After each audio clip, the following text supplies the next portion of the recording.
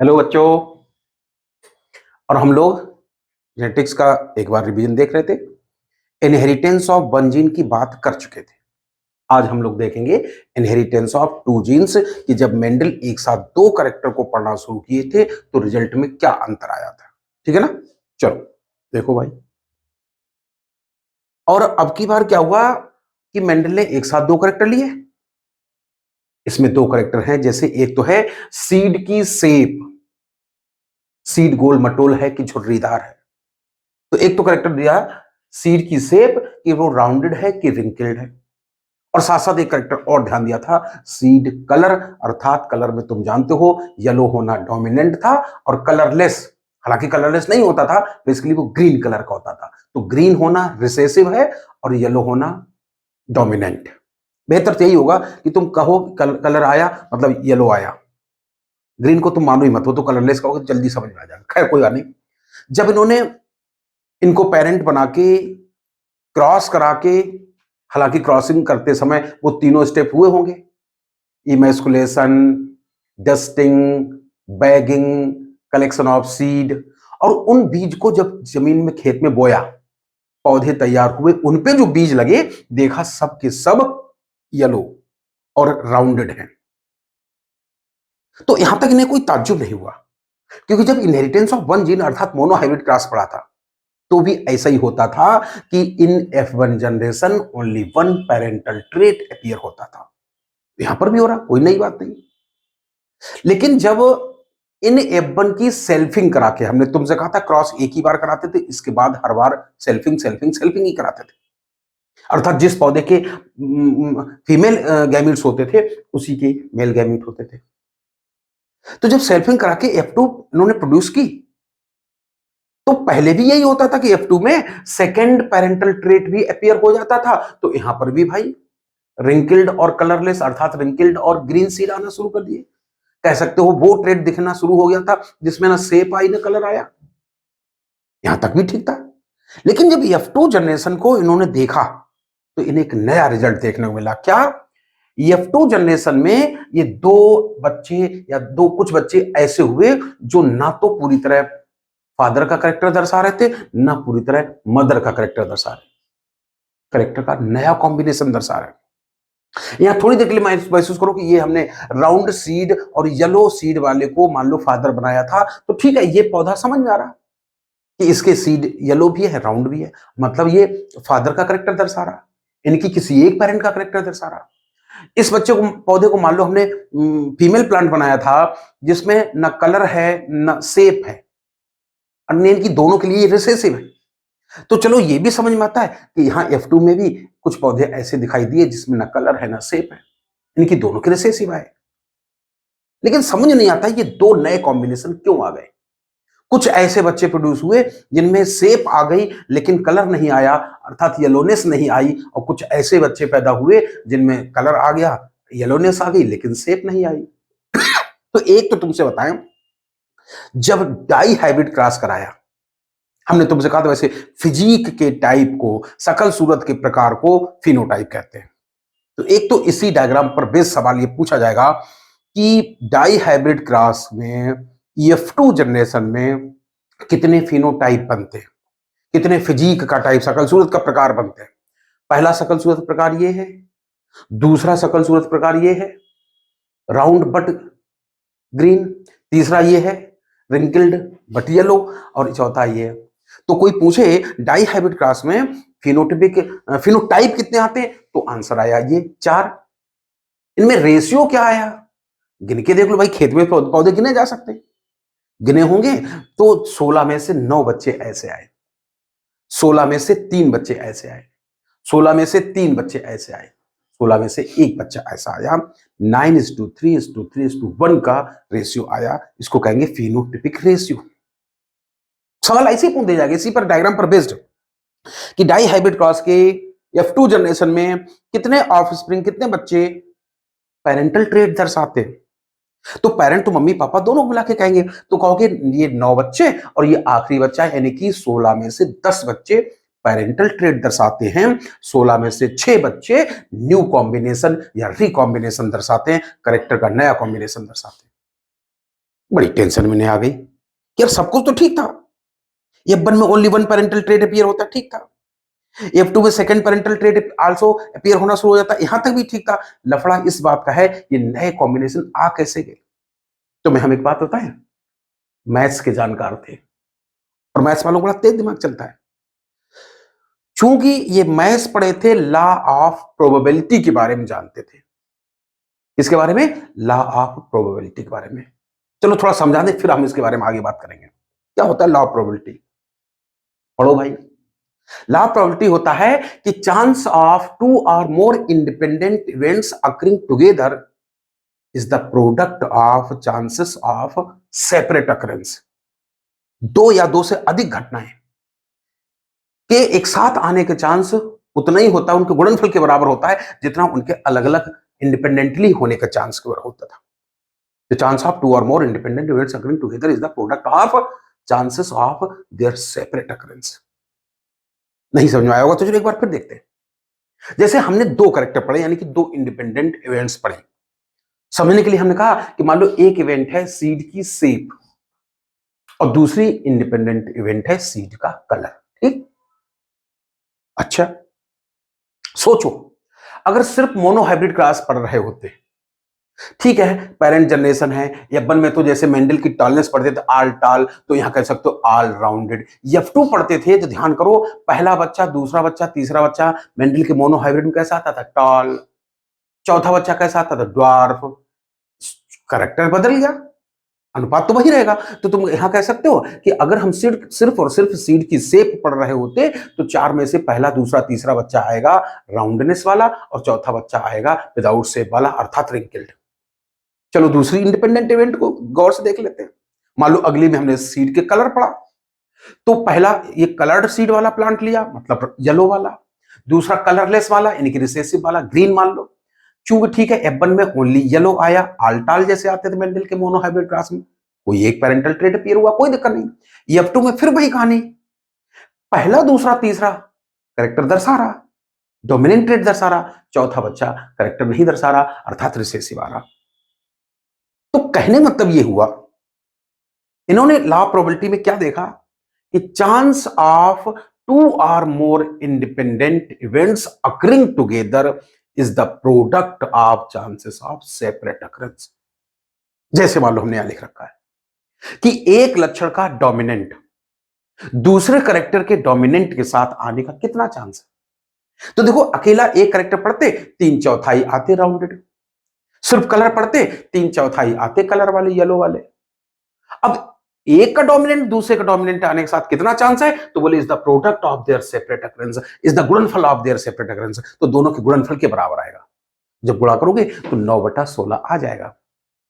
फिर देख लो, अच्छा जैसे मान लो पहले का डोमिनेंट दूसरे करेक्टर के रिसेसिव साथ आने का कितना चांस है, तो पहला डोमिनेंट कितना बनता था? 3/4 इज द गुणनफल ऑफ, गुणनफल कर दें। दूसरे का रिसेसिव कितना बनता है? 1/4।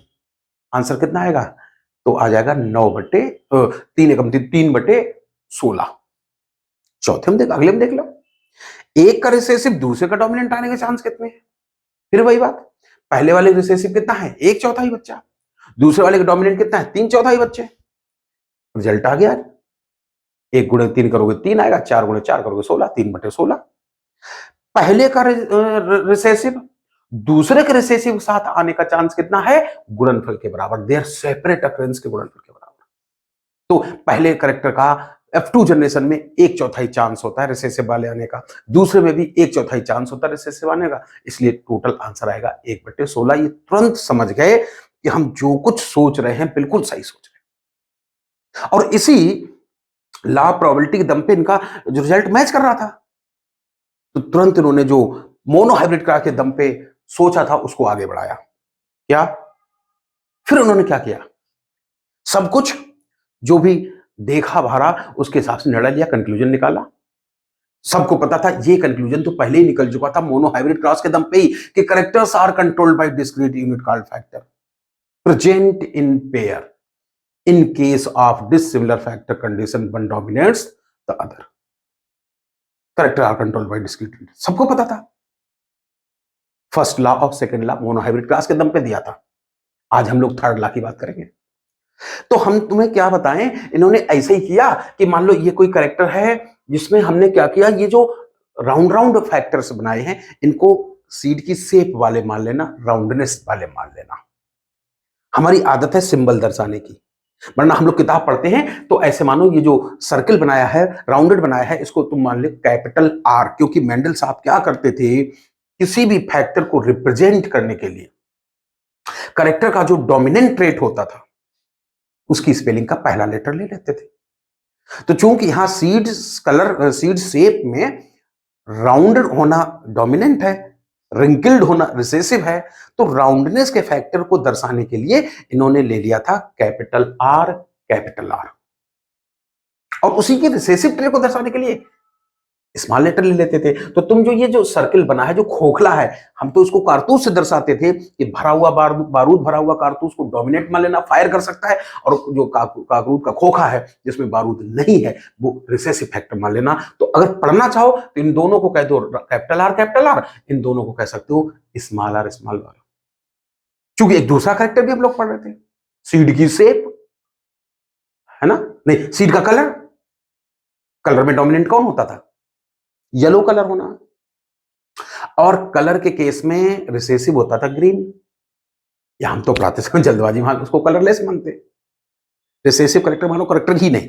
तो खैर पढ़ने की सुविधा के लिए क्या किया, ये जो स्क्वायर है पहला जो ठोस है अर्थात बारूद भरा हुआ कारतूस है, इसको कह सकते हो डोमिनेंट फैक्टर अर्थात कैपिटल वाई, येलो की स्पेलिंग का वाई।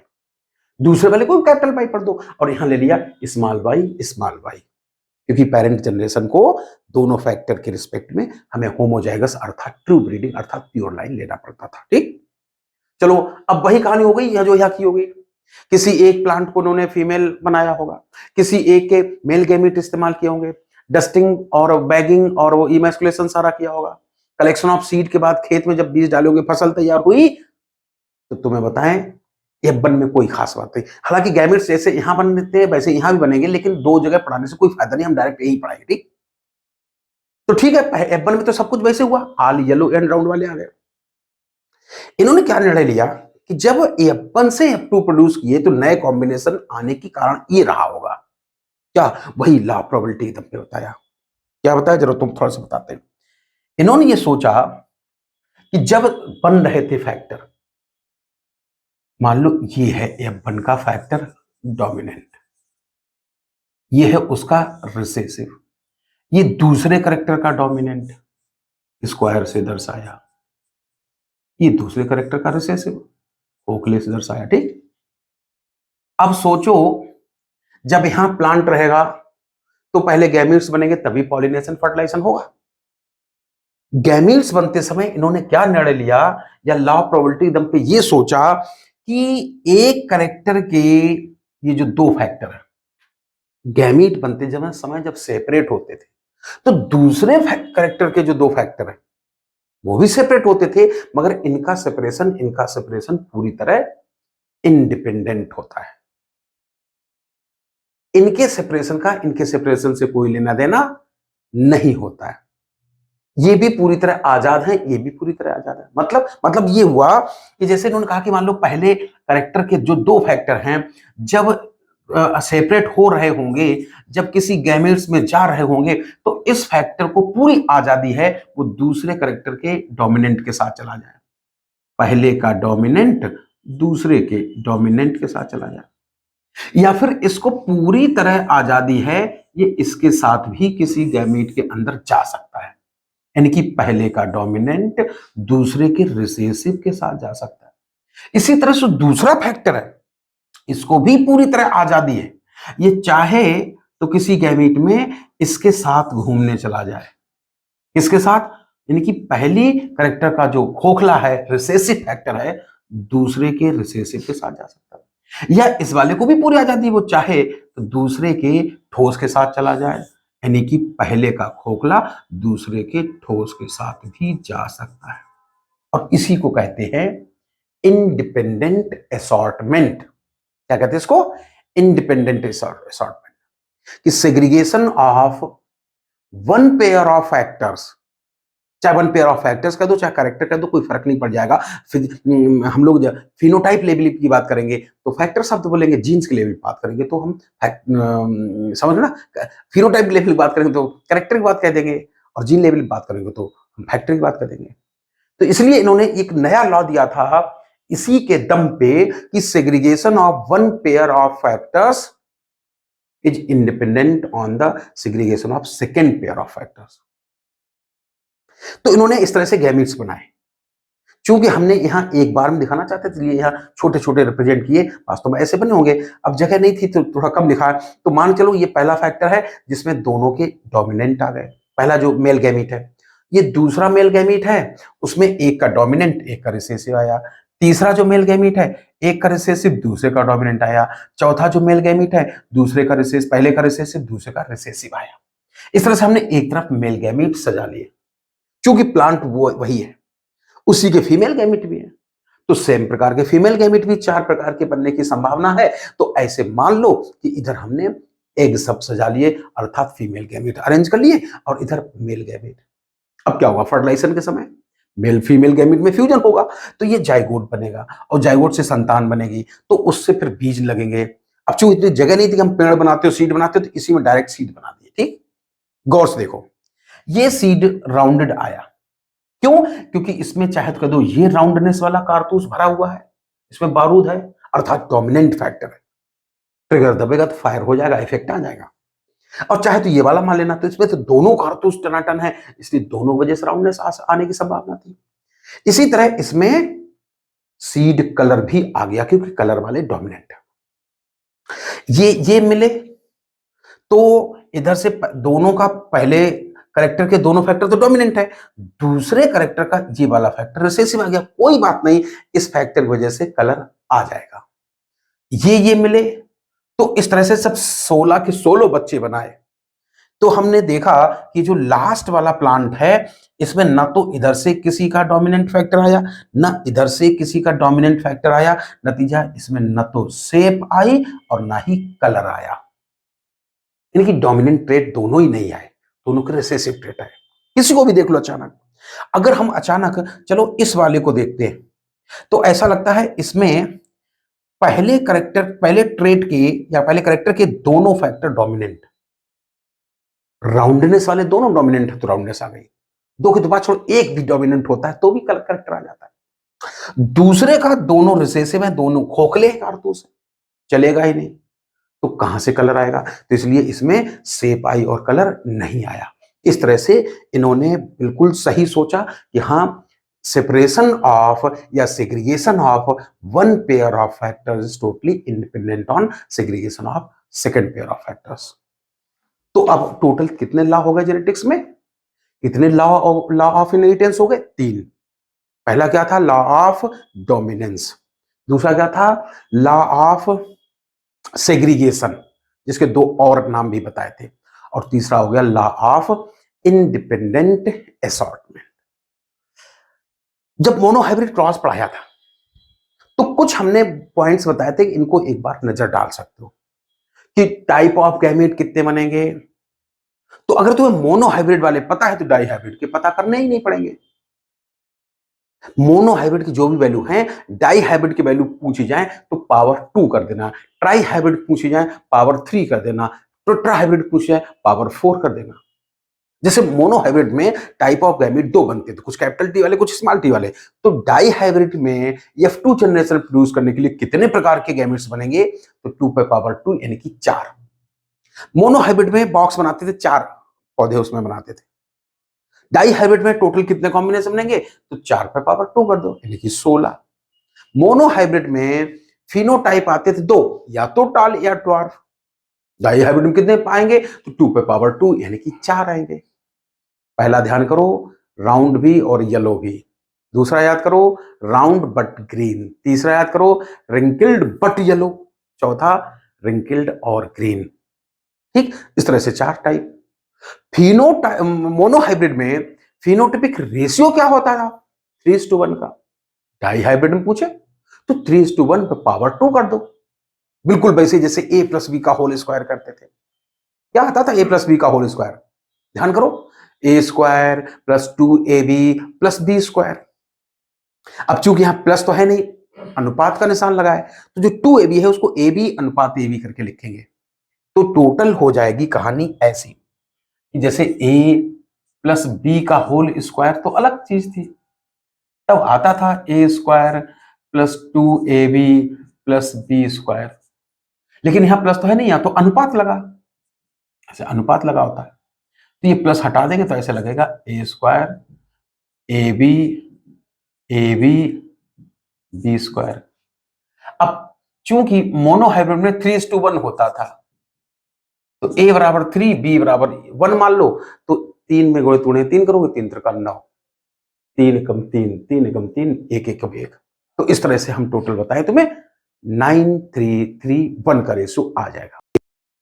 तो इस तरह से तुमने फिनोटिपिक रेशियो निकाला। अब देखें कितने लोगों को समझ में आया। अगर समझ में आ गया होगा तो चलो हमें डाई हाइब्रिड का टेस्ट क्रॉस रेशियो निकाल के दिखाओ। चलो देखो कितना आसान था। अभी अभी कहा था कि मोनो हाइब्रिड का टेस्ट क्रॉस रेशियो क्या होता था, 1:1। तो अगर test cross ratio monohybrid का 1:1 होता था, तो अगर डाई हाइब्रिड का पूछेंगे कितना हो जाएगा, 1:1 पावर 2। ट्राई हाइब्रिड पूछते तो पावर 3। अब 1:1 का होल पावर ना कर पाओ तो क्या कहा था, अभी अभी कहा था कि इसको a मान लो और इसको b मान लो, a प्लस बी का होल स्क्वायर फार्मूला। तो चलो भाई क्या आएगा, a स्क्वायर, अब हम प्लस नहीं लगाएंगे, डायरेक्ट अनुपात ही लगा चलते हैं, a स्क्वायर प्लस 2ab, लेकिन उसको हमने ab लिख लिया था, 2ab था ना, तो एक और ab लिख लें, प्लस बी स्क्वायर। a बराबर 1 है, b बराबर 1 है, तो 1 का गुणा 1 में करेंगे 1, 1 का गुणा 1 में करेंगे 1, 1 का गुणा 1 में करेंगे 1, 1 का गुणा 1 में करेंगे 1। तो क्या आया आंसर, यही यहां लिखा गया था, 1:1:1:1:1। ठीक है। जीनोटिपिक रेशियो हमने क्यों नहीं लिखा, क्योंकि एक 9 बार लिखना पड़ेगा, 9 अंक लिखने पड़ेंगे, एक तो जगह कम थी, ठीक है ना। और नहीं तो ये मत सोचो कि निकाल नहीं सकते हम लोग, जैसे यहां a प्लस बी दो ही वैल्यू थी, 1 और 1, तो a प्लस बी का होल स्क्वायर कर लिया, वहां 3 वैल्यू आएंगी। अगर जीनोटिपिक रेशियो पूछोगे तो 1:2:1। मोनोहाइब्रिड कितना होता था जीनोटिपिक रेशियो। अब अगर डाई हाइब्रिड का जीनोटिपिक रेशियो पूछोगे तो पावर 2 कर देंगे। या तो तुम्हें a प्लस बी प्लस सी का होल स्क्वायर पता हो, है ना, तो उससे कर लो, एकदम आ जाएगा a प्लस बी प्लस सी का होल स्क्वायर।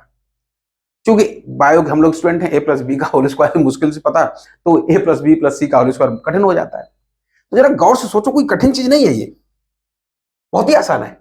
बचपन में ऐसे तो करते थे a प्लस बी प्लस सी, और अगर इसी का गुणा करते थे a प्लस बी प्लस सी, चाहो तो इसका इसमें एक बार गुणा करते थे, फिर इसमें करते थे, फिर इसमें, फिर इसका भी इसमें करते थे, इसमें फिर इसमें, फिर ऐसे इसका भी इसमें करते थे, इसमें तीनों करते थे, है कि नहीं। तो ये तो बहुत लेंदी लगने लगता है, तो हम, हालांकि तुम्हें उसका जरूरत है नहीं, तुम्हारे सिलेबस में लिखा नहीं है, लेकिन फिर भी हम बता दें, इसको हमने थोड़ा सा लिखने का तरीका बदला, ऐसे लिखो 1, 2 और 1। इस अंक का तीनों के साथ गुणा है, यानी कि इसके सामने 1, 2, 1 लिख दो। इस अंक का भी तीनों से गुणा है, इसके सामने 1, 2, 1 लिख दो, 2 के सामने भी तीनों लिख दिए। सी का भी तीनों से गुणा है, यानी कि थर्ड अंक के साथ भी 1, 2, 1 लिख दो। अब इनमें गुणा कर दो, जो भी आएगा वही तुम्हारा रिजल्ट है। जैसे 1 का गुणा 1 में करेंगे तो आंसर आएगा 1, 1 का गुणा 2 में करेंगे आंसर आ जाएगा 2, 1 का गुणा फिर 1 में करेंगे आंसर आएगा 1, फिर 2 का गुणा 1 में करेंगे 2, 2 का गुणा 2 में करेंगे 4, 2 का गुणा 1 में करेंगे, ऐसे थोड़ा ब्रैकेट लगा दे ताकि तीनों तीनों अलग से महसूस हो, थोड़ा पास पास लिख गया था। 2 का गुणा 1 में तो 2, 2 का गुणा 2 में तो 4, 2 का गुणा 1 में करेंगे तो 2, फिर 1 का 1 में करेंगे 1, 1 का 2 में करेंगे 2, एक का ए क्यों करेंगे, 1, तो ये जीनोटाइपिक रेशियो आ जाएगा। चूंकि इसमें 9 लेटर 9 बार लिखना डिजिट आना चाहिए, 1 2 3 4 5 6 7 8 9, अगर 9 बार आता है इसका मतलब तुम्हारा आंसर एकदम सही है। ठीक है ना, तो ये पूरी कहानी हुई इनहेरिटेंस ऑफ 2 जीन की। नेक्स्ट वीडियो में हम तुम्हें टेस्ट क्रॉस के बारे में बताएंगे, है ना। तो आज इस वीडियो में फिलहाल अभी इतना ही पढ़ते हैं।